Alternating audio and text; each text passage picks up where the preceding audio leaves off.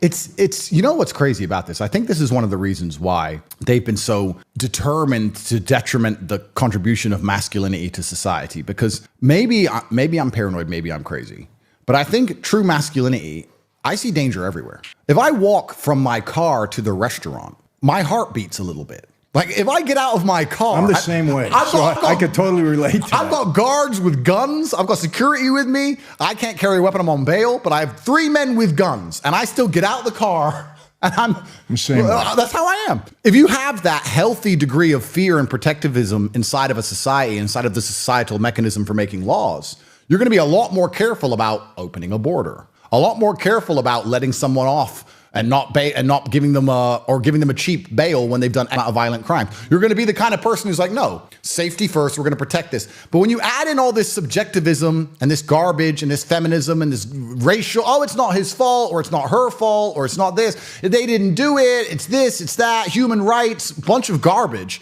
You're removing the masculine capability to just protect what it cares about. I think one of the largest smear campaigns against me is I get called hateful all the time. The BBC who hate me. The BBC hate me. They're the propaganda arm of the British government, and the British members of parliament stand around in parliament. It's the only time I watch those clowns. And they sit around talking about me. Andrew Tate's the worst thing that ever happened to this country. Not the stabbing, not the drugs, not the open borders. No, Andrew Tate said go to the gym. He's worth a 2-hour conversation. Only time I've watched them clowns in a long time. So the BBC is after me, right? And they say, Andrew, there's hateful ideologies. There's no such thing as a hateful ideology if you love something. You're not hateful if you say, I love America and I don't want those people to come here. You hate immigrants. No, I love America. There's no light without dark. There's no equal and opposite forces. If you love anything on the planet, you'll be called hateful against something else. The only people who aren't hateful are people who don't love anything and don't stand up for anything. The people who are just empty vessels waiting for the slave mine programming to convince them to be mad at us. If you love anything, you're a hateful person against something else. They'll call you hateful because they'll weaponize it and they'll try and take away the love aspect. I don't hate anybody or anything. I think it was with Piers when I said that my girlfriend doesn't work. It's like, why don't you want her to work? I said, she can work if she wants, but she doesn't have to. Why? Because I'm rich. You're a misogynist. How does that make me a misogynist? I'm a misogynist. She's in Chanel and get a facial. I love her and I take care of her. But that's it. No, I hate women now. This is how they spin the narrative. No, I'm going to tell you what's going on. There is a thought process out there now that if you're telling a man to be a man, and we can talk about the qualities of manhood, that it's demeaning to women. Yeah. And I said, no. If you're telling a man to be a man and teaching him how, that's a benefit to women. Absolutely. And they don't get it. People don't get it. It's like you're taking a woman's rights away by being her man. Yeah. You know, look, I'm married 39 years, yesterday actually, 39 years. Congratulations. Thank you. And my wife could work if she wants to. Do I want her to? No, I don't want her to work. She doesn't have to work. I don't want her to work. Yeah. But if she wanted to and she's real, okay, you can work. You know, she does all my video work, so she works for me. Yeah. You know, I just don't want anybody else telling her what to do. That's just how I feel. It's my wife. I don't want another man or anybody else telling her what to do. Is that a misogynist? Most people would say yes. Yeah. Why? There's a large portion of the population who would try and say you're a bad person. Yeah, why? And they do this because they're pitting us against each other. That's why they're trying to attack masculinity to the point where they will say, if you're remotely masculine, you are harming and hurting women, which of course is false, but they try and keep the genders divided. That's what they want to do, because genders being united, when you're two different parts of a perfect whole, that's the basis of society in the first place. We can talk about government, we can talk about all these things, but it starts with a man loving a woman, having a child, and then they decide to buy a house. If they can buy a house, as opposed to what's currently happening because they can't afford any of them, if they can buy a house, they're now interested in the schools, they're interested in the roads, they're interested in the town. They'll go to the local county fair. The town can be extrapolated out to the state, to the city, to the government, etc. It starts with that. They've broken us at the nucleus of the cell. Men and women no longer get along because we have completely different ideas.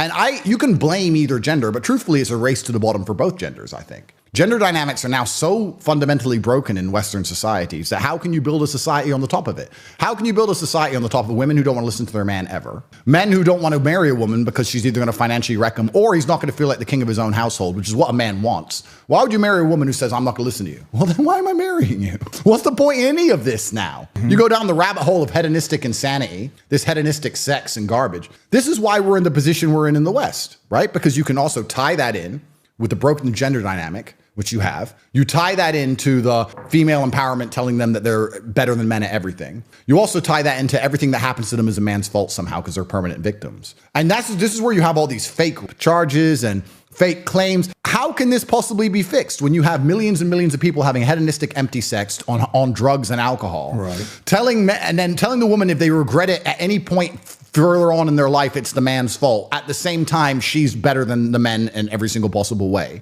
And these people are psyoped by Sex and the City and the internet and other garbage. Of course, they're going to have millions and millions of fake claims and fake kidnapping, all this garbage, all these crazy things. I said this to the mother of my child. I said, listen, I love my daughter with all my heart. If somebody hurts her, I'll go to jail. I don't care. I'll go to jail. Of course. But if my daughter comes to me and says, what happened?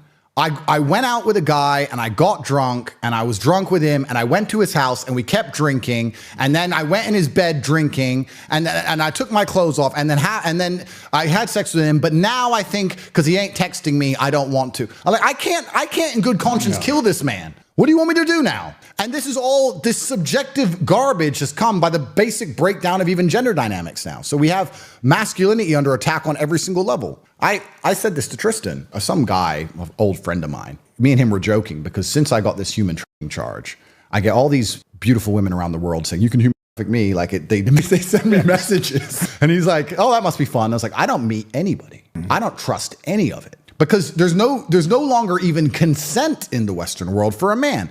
If she gives you consent and can retract, then you never had it. Right. So you can't even have relations now if you're famous, really. It's gotten to that point. It's gone to that point where she can go, yeah, we're in love, we're together. And you can be together for 3 whole months and enjoy each other's company for 3 months and be together every single night. And then 2 years later, she can change her mind and retract all the consent. And okay, will you be found guilty or not? Well, that depends on the evidence in your phone and her phone. Yeah. But you're still going to need a lawyer. You're still going to go to court. You're still going to get arrested. You're going to be punished by the process. So you can't even have consent in the West in any regard anymore. So how can you even have familiar relationships when you can't even have consent?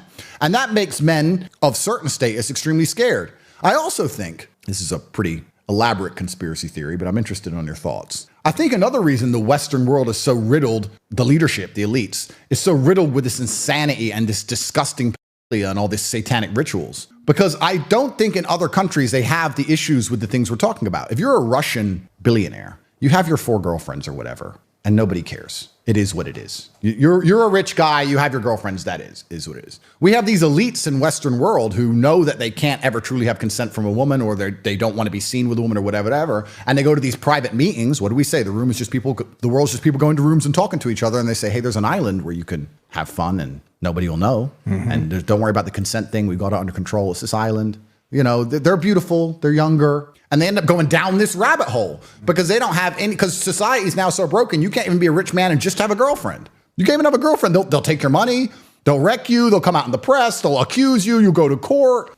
These have got to be linked, these two different scenarios. I mean, they've schooled women to do that now. Oh yeah, to take men out. Yeah, and you know, I have 5 daughters, Andrew, and I tell them, listen, okay, they're very independent, every single one of them, okay? But I tell them, listen, you get a guy, if number one, he can't support you, he can't protect you, and you don't look up to him like he's somebody special and respect him, what are you doing with him? 100%. You know, now some people think, well, what do you mean? You know, I'm a woman, I can take care of myself.